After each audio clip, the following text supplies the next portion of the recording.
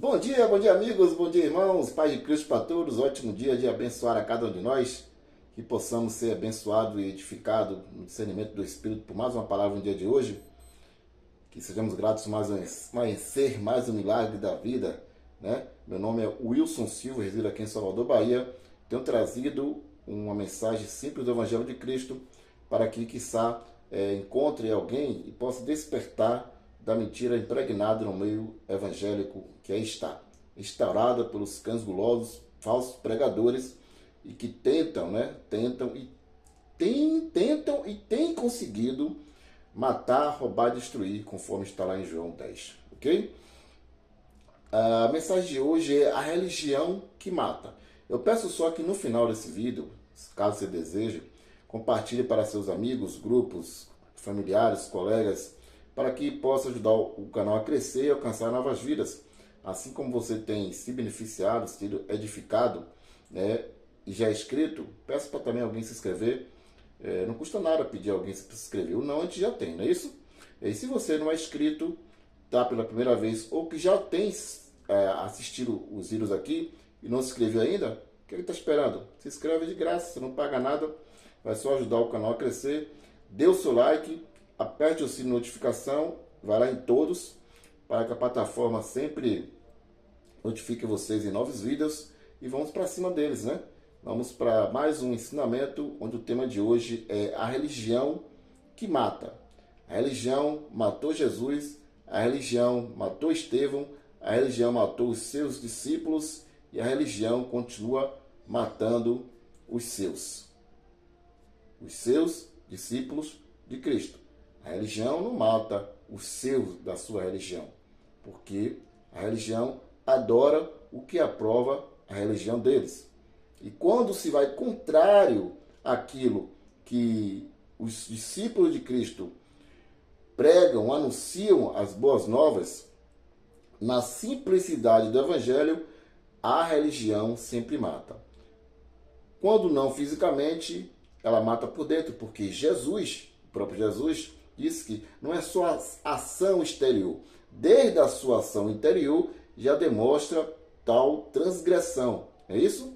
Então, nós estamos aqui para que possamos alcançar vidas e que essas vidas possam ser edificadas.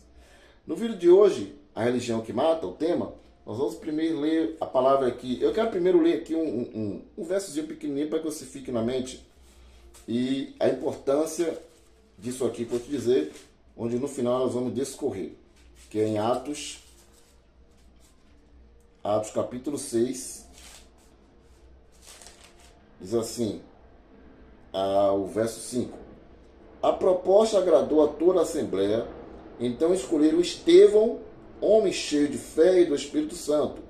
E também ele vai discorrer outros nomes, mas dos 7 nomes escolhidos dentro desse contexto, Estevão, primeiro nome, não foi à toa que Lucas descreve Estevão como primeiro nome e cheio de fé e do Espírito Santo, ok?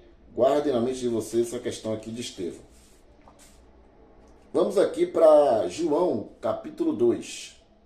João capítulo 2. João capítulo 2, verso 18 ao 25. Depois, dentro do contexto e contexto, Jesus expulsa os cambistas do pátio do templo, causa toda aquela situação, e os líderes judeus vão até ele e fazem a seguinte pergunta. Então os dirigentes dos judeus perguntaram a Jesus, que sinal nos mostra para agires assim? Com que autoridades tem de agir dessa forma aqui no templo? Jesus responde, destruam esse templo, e em 3 dias eu o levantarei.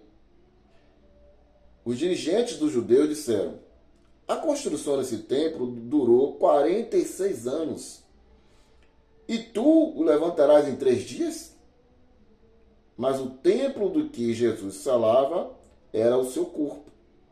Quando ele ressuscitou, os seus discípulos se lembraram do que Jesus tinha dito e acreditaram na Escritura e na palavra de Jesus. Observe que a mesma coisa há hoje. Jesus traz aqui o ensinamento espiritual trazendo a eles uma visão física, mas ensinando o espiritual, e eles não conseguiam compreender. Quando Jesus disse a Nicodemos que era necessário o mestre da lei, era necessário nascer de novo, Nicodemos, na sua visão carnal, fez, mas como é que pode um homem voltar ao ventre de sua mãe e nascer de novo? Não conseguia discernir o natural do espiritual. Quando Jesus responde para eles com que autoridade tinha de agir daquela forma, e disse, destrua esse templo. Ele estava no pátio do templo, ele estava no templo ali, e disse, destrua esse templo, e em 3 dias eu levantarei. Eles, na visão carnais dele, entendiam que Jesus estava falando do templo físico. Mas Jesus estava se referindo ao seu corpo, que é a sua igreja, na qual ele é o cabeça dessa igreja. Mas esse entendimento, desde aquela época, não era entendido. E olha que o texto aqui, João relata, quando ele ressuscitou, os discípulos se lembraram do que Jesus tinha dito e acreditaram na escritura na qual falava a respeito e na própria palavra de Jesus. Que também os seus discípulos que andavam com eles ainda não tinham uma visão natural, carnal, não conseguiam compreender o teu discernimento espiritual das palavras de Jesus. A mesma coisa é hoje. Quando você chega para a pessoa e diz que ele é o templo de Deus, de que Jesus disse isso aqui, em 3 dias eu levantarei o templo, o verdadeiro templo, o templo onde Deus vai habitar, onde o templo de Deus habita, Jesus falou onde seria habitado, e hoje ele habita, e Paulo diz isso aos irmãos da cidade de Corinto, não sabeis vós que são o templo de Deus e que o Espírito de Deus habita em nós? E quando você fala para uma pessoa que ele é o templo, que ele é a morada de Deus, ele até pode dizer assim, eu sei, mas como esse eu sei? Se essa pessoa diz assim, eu vou nesse domingo para a casa de Deus, eu vou nesse domingo para o templo do Senhor, eu vou nesse domingo para a casa de papai, vou ali na igreja orar. É totalmente contraditório com o que a palavra diz.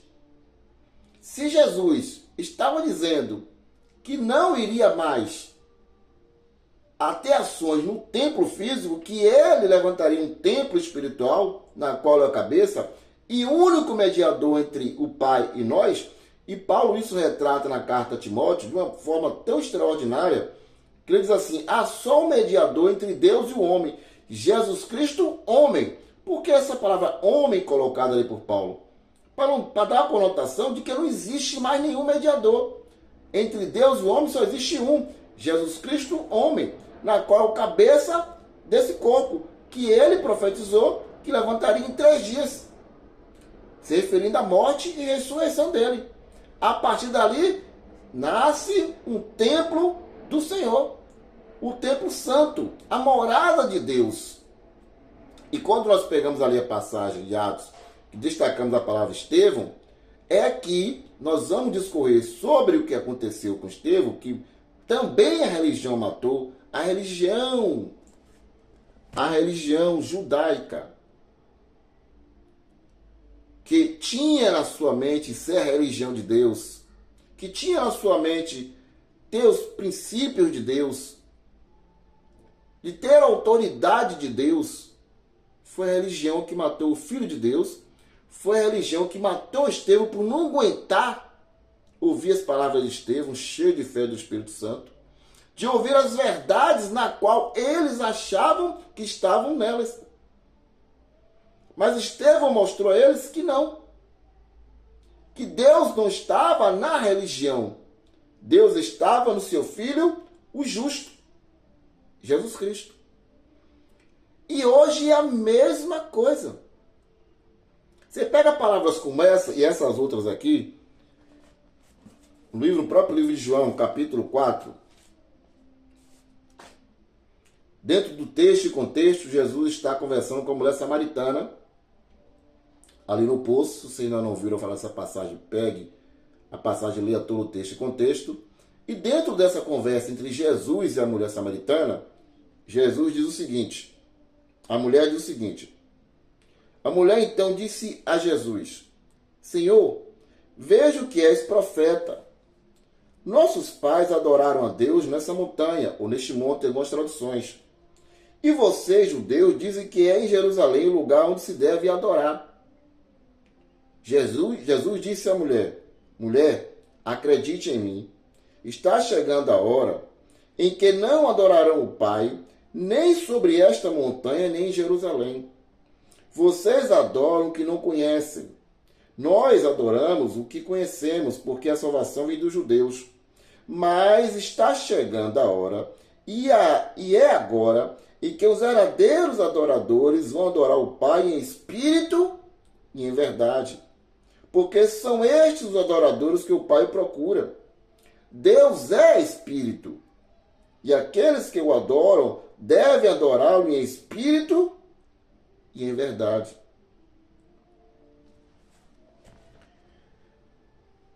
Jesus diz para os seus líderes religiosos da época dele que destruísse o templo, estava se referindo a si, ia acontecer, e em 3 dias eu levantarei o verdadeiro templo. Eu mostrarei a vocês qual é o verdadeiro templo de Deus. Não mais essa construção de pedra, com seus grupos de sacerdotes da tribo de Levi, com sacrifícios de animais, com intercessão humana, com intermediador humano que nasce aqui e morre ali. Eu vou mostrar a vocês o verdadeiro templo de Deus. Eu vou mostrar a vocês a verdadeira casa de Deus. Mas é preciso que a religião me mate. É preciso que a religião mate o Filho de Deus. E aconteceu. Agora, aqui na conversação entre Jesus e essa mulher, João relata a verdadeira adoração. João diz aos seus ouvintes da sua época, muitos anos depois da morte de Cristo, qual é o verdadeiro adorador que o Pai procura. João disse, o Pai procura, disse Jesus, os que o adoram em espírito e em verdade. Esses tais o Pai procura. João diz, no relato da conversa, não há mais adoração nem no monte, onde os samaritanos achavam que eram, não há mais adoração no templo judaico, onde os judeus achavam que era o centro da adoração.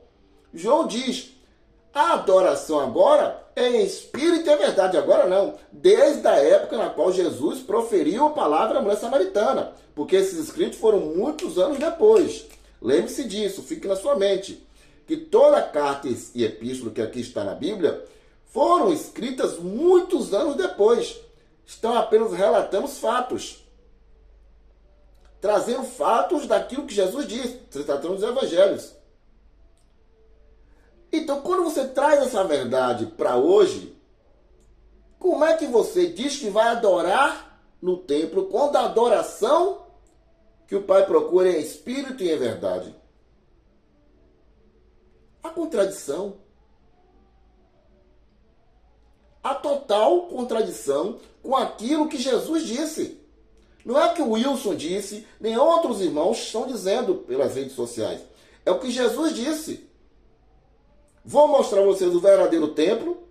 Vou dizer a vocês como se adora ao Pai, porque esses o Pai procura, mas que as pessoas continuam no físico como a religião que se dizia de Deus, assim praticava, com rituais físicos, cultos físicos. Mudou o quê? Eu pergunto a vocês. O que mudou? Mudou alguma coisa? Em Mateus 24, nós vamos ver outra revelação de Jesus Cristo. Mateus capítulo 24, Mateus, muitos anos depois, relatando aos seus ouvintes aquilo que Jesus tinha dito. E que foi exercido com uma maestria, Jesus saiu do templo e ia embora. Quando os discípulos se aproximaram dele para lhe mostrar a construção do templo, Jesus respondeu: vocês estão vendo tudo isso? Eu garanto a vocês, aqui não ficará pedra sobre pedra, tudo será destruído. Olha, daqui eu fico imaginando a grandeza daquele templo. O espetáculo que era aquele templo de beleza na reforma por Herodes, que os líderes religiosos disseram que levaram 46 anos. Eu fico imaginando o quanto os discípulos ficaram espantados assim, vendo aquela grandeza, aquela beleza. Jesus, você está vendo isso? Olha que coisa maravilhosa, que coisa magnífica. Jesus diz para eles: vocês estão vendo tudo isso? Palavras minhas. Que coisa linda e maravilhosa, que coisa espetáculo. Estão vendo tudo isso? Estamos sim, mestre, estamos. Não é lindo, não é maravilhoso? Eu vou dizer a vocês: não ficará pedra sobre pedra. Tudo será destruído. Você bota no Google, não precisa você viajar para Israel para isso não. Bota no Google e veja o que sobrou do templo de Herodes. Apenas o muro, onde eles chamam de Muro de Lamentações hoje. Apenas o muro. Foi totalmente destruído. E esse é um ponto de qual aqueles que não acreditam em Deus, Jesus, na palavra que está na Bíblia, não tem como refutar, porque isso é um fato histórico e confirmado por todos. Historicamente é confirmado a destruição do templo. Que existia um templo e foi destruído. E essas cartas foram escritas antes de 70, antes da destruição.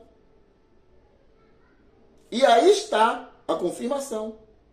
Quando esse templo é totalmente destruído, ali definitivamente, os escritores hebreus traz isso, é derrubado por total aquilo no qual os judeus, a religião que se dizia de Deus, se apegava, que era o culto físico. Porque até então, ainda se praticava não mais para Deus, não mais Deus recebia nada, porque o templo já tinha sido construído em 3 dias. O templo, o verdadeiro templo, a verdadeira casa de Deus, a verdadeira adoração a Deus, tinha sido levantada por Jesus como única cabeça. Mas para os judeus, que ainda tinham como adoração Jerusalém, lá estava. 70 DC, quando Jerusalém foi sitiada e destruiu o seu templo, ali acabou. Não mais tinha como eles adorarem fisicamente a Deus. Tratando dos judeus. O corpo de Cristo já ia em outra tangente. Já estava separado do judaísmo, na qual Paulo combateu muito para que não contaminassem os gentios. Na qual os judaizantes tentaram por todas as forças contaminar os gentios nas suas práticas e adorações de culto físico judaicos. Então, há necessidade de voltar-se para aquilo que Jesus disse, não é o que Wilson disse. Você precisa ter o discernimento espiritual de entender que quando eu digo vou à casa de Deus, para um pouco e raciocina. É um raciocínio simples e de fácil entendimento. Eu sou a casa de Deus. Bem, se eu sou o templo de Deus, se o Espírito de Deus habita em mim, eu sou templo, morada, como eu vou a um lugar se o lugar sou eu? Penso, logo existo, disse o filósofo. Não tem sentido. Como é que o pastor fica dizendo lá que ali é casa de Deus, que é templo do Senhor? Como é que o pastor diz um negócio desse? Mas o templo não sou eu, o templo não é o corpo de Cristo, na qual ele disse para aqueles religiosos que em 3 dias levantaria esse corpo. O que está havendo nessa contradição? O homem está me enganando? Eu estou sendo enganado? Exatamente essa a conclusão. Nós fomos enganados, aí eu coloco nós porque no passado eu fui, e o povo continua sendo enganado. Porque Deus procura, não procurará, nem procurava. Jesus disse, o Pai procura, continua procurando os que o adorem em espírito e em verdade. Wilson, se já não existia o templo como corpo de Cristo, se o corpo de Cristo é o templo do Senhor, como acontecia os encontros dos irmãos? Aonde eles se reuniam? Como faziam se o templo judaico, Jesus disse que seria destruído e que era um templo judeu? Antes de chegar aí, eu quero dizer a vocês que Estevão, em Atos 6, leia todo o capítulo de Atos, capítulo 6, capítulo 7, até chegar ao 8. Eu vou ler aqui uma parte só apenas para a gente discorrer um pouco de Estevão.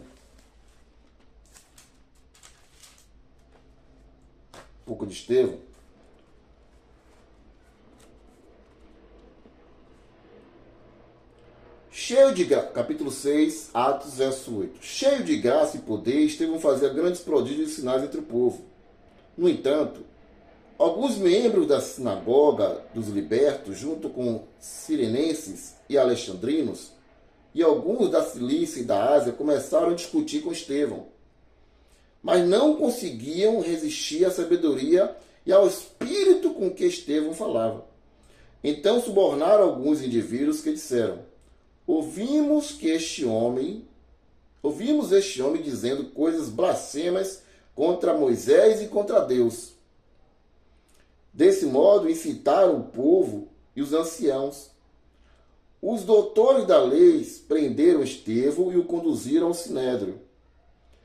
Aí apresentaram falsas testemunhas que diziam, este homem não para de falar contra este lugar santo e contra a lei. De fato, nós o ouvimos afirmar que Jesus, o Nazareno, destruirá este lugar e subvertirá os costumes que Moisés nos transmitiu. Todos os que estavam sentados no sinédrio tinham os olhos fixos sobre Estevão e viram o seu rosto como o rosto de um anjo. Novamente, a tática da religião. Falsos testemunhos. O que usaram contra Jesus. Novamente, a religião que se dizia de Deus, por isso o tema, a religião mata, novamente usa de falsidade para com os discípulos de Cristo, para com o próprio Deus na qual eles achavam que adoravam e que praticavam e agradavam a Deus. E eles, levando Estevão ao sinédrio, faz a seguinte pergunta. Então o sumo sacerdote pergunta a Estevão, é verdade que estão falando? Ora, Jesus já tinha dito isso. Ele diz que Jesus Nazareno vai destruir este lugar. Jesus disse isso mesmo. Não que ele ia destruir, que seria destruído. Nós lemos em Mateus 24. Jesus disse isso. Não ficaria pedra sobre pedra. E ao destruir o templo, ao momento, o ponto do templo ser destruído, os costumes e as leis de Moisés seriam acabadas. Seriam aniquiladas. De vez por todas. Porque Jesus já tinha dito que o fim da lei era ele. Ele veio cumprir. E quando usou isso na cruz do Calvário, no madeiro, Tetelestai, está consumado, ali nele foi cumprido, os seus seguidores, a partir dali, estavam livres da acusação que atormentava os judeus de dia e de noite, que era a acusação da lei de Moisés. Então Estevão faz o discurso, a pergunta dos líderes sacerdotais, começa a discorrer desde Abraão. Que Deus tirou Abraão da sua terra e deu descendente a Abraão, que gerou Isaac, que gerou Jacó, e que Jacó gerou as 12 tribos. Dessas 12 tribos, o filho José foi vendido por seus irmãos que tinham inveja dele. Lá no Egito, José prospera porque Deus era com José. Há uma grande fome no mundo da sua época. Os pais descem para o Egito. Dali eles conhecem e reconhecem José como irmãos. Os pais de José morrem. O povo conhece outro faraó. E esse outro faraó escraviza o povo de Deus no Egito. Daí nasce Moisés. Moisés é um outro libertador na qual Deus vai usar. Só que também, assim como José, foi desprezado pelos judeus. E diz Moisés e os profetas. E aí Estevão começa o seu discurso. E quando chega em um ponto muito crucial, nós vamos pegar agora para ler. Vamos pegar para ler aqui. E quando chega nesse ponto aqui, vou ler do verso 37. Esse é o Moisés que disse aos israelitas: Deus suscitará entre os irmãos de vocês um profeta como eu. De quem Moisés estava falando? Foi ele na assembleia do deserto quem serviu de intermediário entre o anjo que ele falava no Monte Sinai e os nossos pais. Ele quem? Moisés estavam falando. Ele recebeu as palavras de vida para transmiti-las a nós, nossos pais, porém não quiseram dar-lhe ouvidos. Ao contrário, rejeitaram e no seu desejo voltaram ao Egito, dizendo a Arão: faça para nós deuses que nos guiem, porque não sabemos o que aconteceu com esse Moisés que nos tirou do Egito. É a mesma coisa hoje. Fazendo uma comparação. Nós não sabemos o que aconteceu com esse Jesus. Só pode estar acontecendo isso, gente. Porque o cabeça Jesus é quem nos guia através do Espírito Santo. O povo está rejeitando a Jesus e as suas palavras e dizendo a Arão: faça-nos bezerros de ouro. Porque a esse Jesus nós não sabemos o que aconteceu. Até hoje não volta. Nós não sabemos o que aconteceu e precisamos de coisas para adorar. E aí se é criado e trazido para esse povo seus amuletos, como o vídeo aí anterior que eu fiz. Misticismo e amuleto impregnado no meio evangélico como forma de adoração e bezerro de ouro. Porque o povo até hoje precisa do físico, do tangente para adorar a Deus. Precisa de coisas que levem a Deus, que não é Jesus Cristo, o cabeça. Olha, compare se não é a mesma coisa. Guardar as suas devidas proporções. Quem tem um discernimento de espírito percebe perfeitamente isso aí. Lendo a palavra simples e comparando com o que está aí hoje. É muito fácil de se entender. Eu estou falando alguma besteira aqui. Quando se tem um discernimento espiritual, sim. Continuando no carnal, não. Continuando no carnal, estou falando aqui heresia. Estou sendo falso pregador. Beleza. Quem está no carnal, no discernimento natural, vai ver sempre dessa forma. E nunca vai acreditar naquilo que eu estou transmitindo, que é a palavra do Altíssimo. Porque o discernimento é carnal. Mas quem discerne espiritualmente todas as coisas, por meio do Espírito, percebe-se que a semelhança é a mesma. Muda-se os personagens apenas. E guardar as suas devidas proporções. Faça para nós deuses que nos guiem, porque não sabemos o que aconteceu com esse Moisés que nos tirou do Egito. Naqueles dias construíram um bezerro, ofereceram um sacrifício aos ídolos e celebraram a obra de suas próprias mãos. Então Deus se afastou deles e deixou que os adorassem os astros do céu, como está escrito no livro dos profetas. Por acaso vocês me ofereceram vítima em sacrifício durante 40 anos no deserto, ou casa de Israel? Foi para mim que vocês ofereceram? Pelo contrário, vocês carregaram a tenda de Moloque e a estrela do deus Refã. imagem que vocês mesmos fabricaram para adorar. A mesma coisa. Vocês estão fabricando coisas para adorar e dizendo que através dessas coisas eu estou te abençoando. Ó povo de Deus, ó evangélicos, vocês criaram para si pedras, fitas, martelo, carnê, propósito, votos, e dizem que através disso foi eu que pedi? O que, pelo livro dos profetas, Deus fala assim, por acaso foi para mim? A mesma pergunta ecoa. É para mim, ó evangélicos, que vocês estão fazendo isso? Foi eu que pedi dízimo a vocês em dinheiro? Foi eu que pedi que vocês trouxessem ofertas ao templo? Que eu não pedi para construir? E disse que o meu templo ele é espiritual?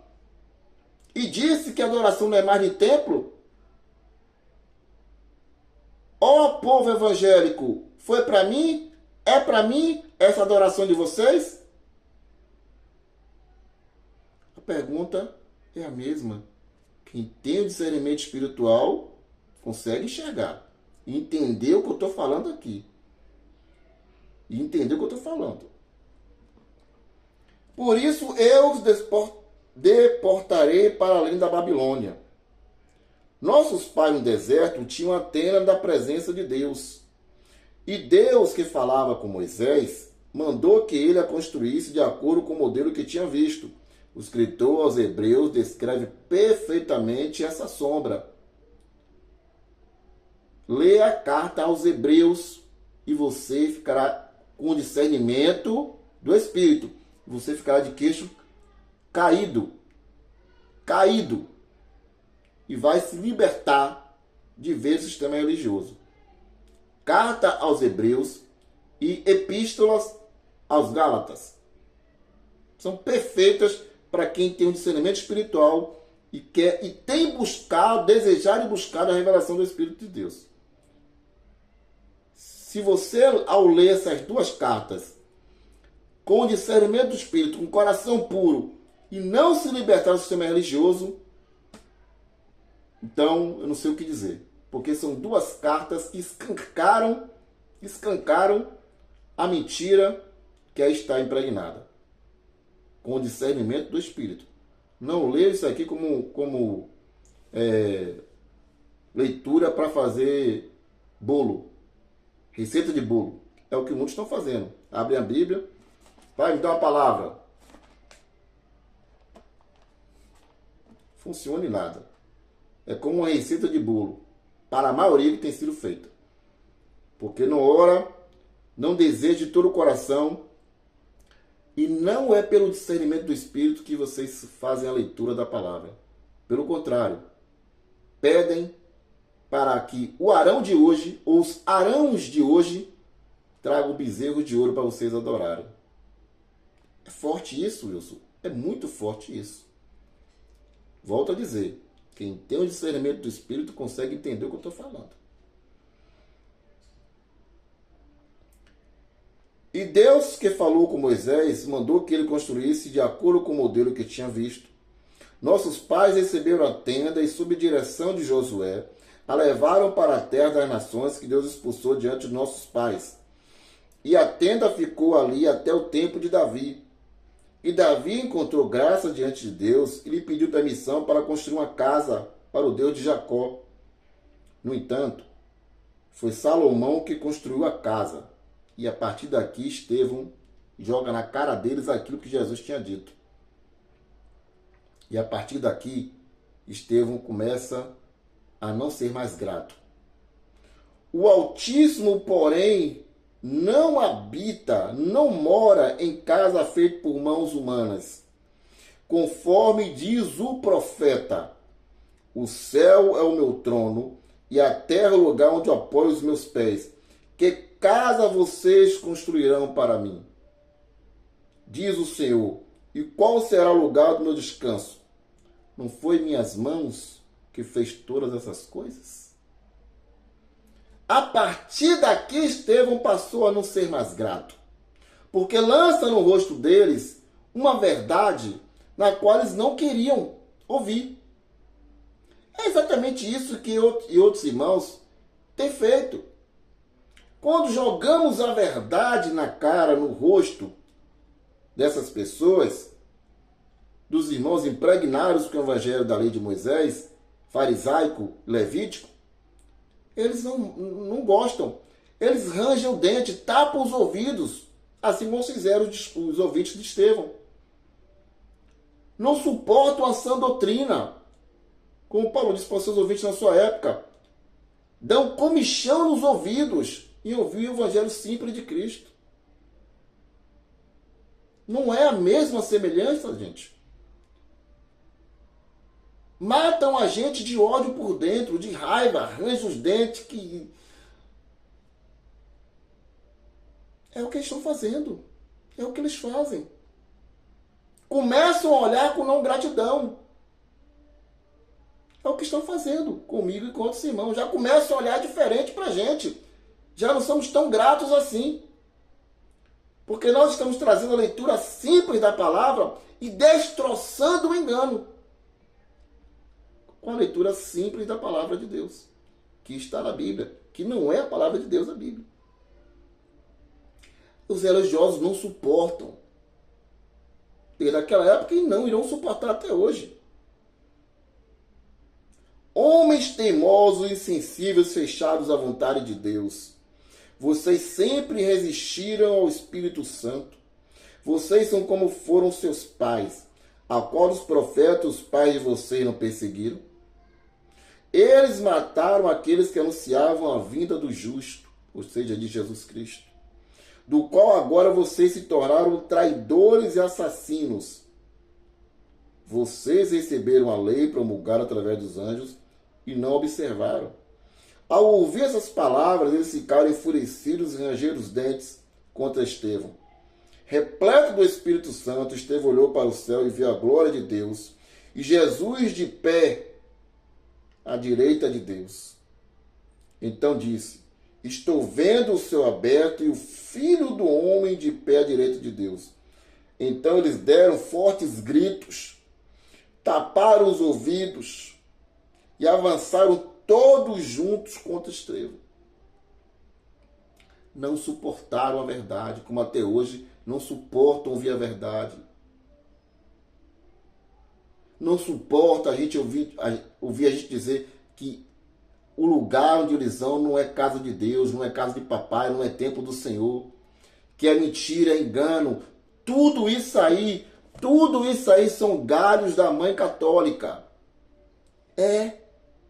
São galhos da árvore genealógica católica, criada a partir da conversão de Constantino, onde formou Estado e religião e formou a única religião que é chamada católica, palavra chamada universal, única.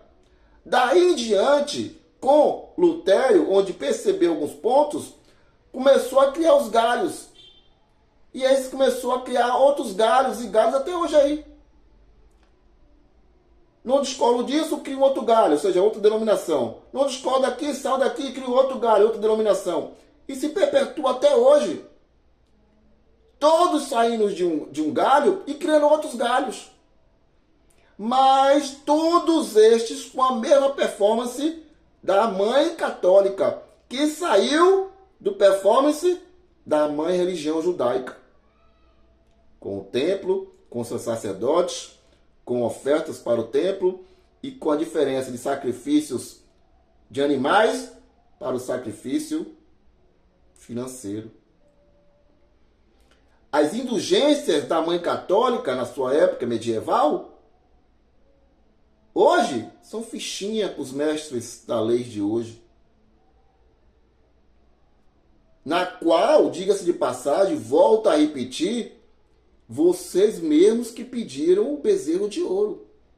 O bezerro de ouro foi dado. Não pediram Arão? Arão deu. Arão fez e Arão deu. Deus disse alguma coisa a Arão? Arão, não faça não. Não, Deus não disse nada a Arão, não. Deus disse a Moisés: desça porque o povo se corrompeu. É a mesma coisa. Vocês pediram ao Arão de vocês seus bezerros de ouro. E aí está. Os arãos de hoje trouxeram. Estão trazendo cada vez mais. Pedra, fita, água, óleo, vassoura, carnê, voto, campanha, sacrifício. Tudo isso são bezerros de ouro adorados pelo povo evangélico. Que pediram. E aí está. E aí confirma o que Tiago diz. Vocês são atraídos pelos próprios desejos de vocês, pela própria concupiscência, pelos próprios desejos carnais, são atraídos e engordados, porque eles perceberam. E assim como a figura de Arão, trouxeram o bezerro de ouro. E esqueceram da simples palavra de Jesus.